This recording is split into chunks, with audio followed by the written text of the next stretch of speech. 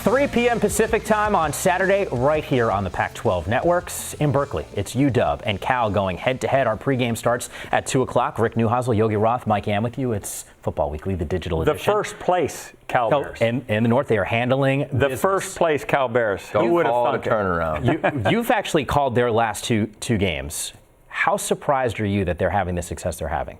Well, I think we're all surprised. I mean, you've done this a couple times. A total, ridiculous culture change has occurred at Cal. Keep in mind, they have 37 first-year players on this roster. Guys, everything is for the first time, and you watch them grow week in and week out. We saw the terrible loss at Arizona on the Hail Mary. Well, a week later, they win a close game, don't lose a close game. Double overtime against Colorado. Yeah, and then they do it again last weekend against Washington State. You think 60-59 is close? I'll tell you what, it was an amazing game to call. I love this team. I think that they are exactly what we want to see when teams are rebuilding. Are they going to be the Pac-12 champions?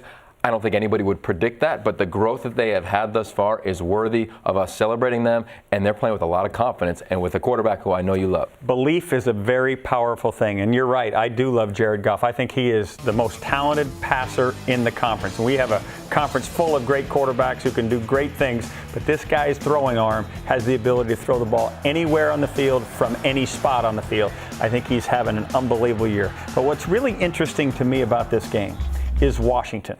They're coming off a disappointing loss to Stanford, 20-13, up in Seattle, in where they only threw the ball for 98 yards. Chris Peterson came off the field and said, hey, listen, we've got to retool our throwing game. Where have they gotten in the last 2 weeks?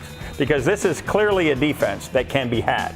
They've given up 56 points to Colorado, 59 points to Washington State.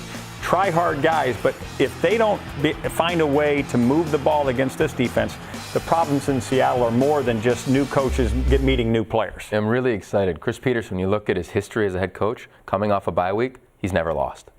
And we all know what he's done in bowl games at Boise State. So he's had a little time to prepare and really retool this offensive passing attack. Siler Miles, I said early in the season, I think his ceiling is as high as anybody's in the conference. He has not lived up to that as of yet. Excited to see what he does after a bye week. Retooling that offense, we'll find out how it's going to look right here on the Pac-12 networks in Berkeley. Kickoff set for 3. Do not miss the pregame show starting at 2. We will see you then here on the Pac-12 networks.